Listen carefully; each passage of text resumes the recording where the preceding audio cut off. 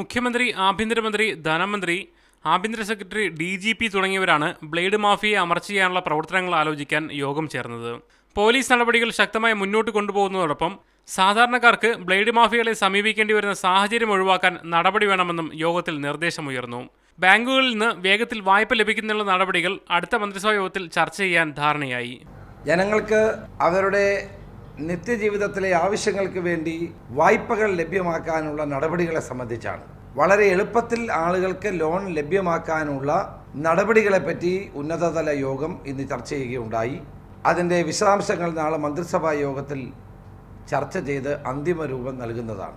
പോലീസുമായും രാഷ്ട്രീയക്കാരുമായുമുള്ള blade മാഫിയകളുടെ ബന്ധത്തെ അറുത്തുമാറ്റുമെന്ന് യോഗത്തിന് ശേഷം ആഭ്യന്തരമന്ത്രി പറഞ്ഞു.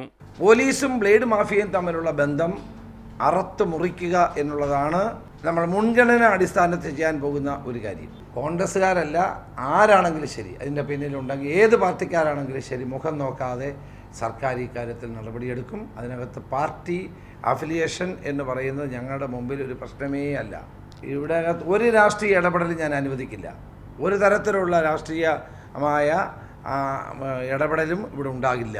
ബ്ലേഡ് മാഫിയയുടെ ഭീഷണിയെ തുടർന്ന് ആത്മഹത്യ ചെയ്ത മനോഹരനാശാരിയുടെ വീട് ആഭ്യന്തരമന്ത്രി സന്ദർശിച്ചു. മരിച്ചവരുടെ ബന്ധുക്കളുമായി ആശയവിനിമയം നടത്തി. City police commissioner H. Venkatesh ഉൾപ്പെടെ പോലീസ് ഉദ്യോഗസ്ഥരും മന്ത്രിക്കൊപ്പം ഉണ്ടായിരുന്നു. മീഡിയ 1 തിരുവനന്തപുരം.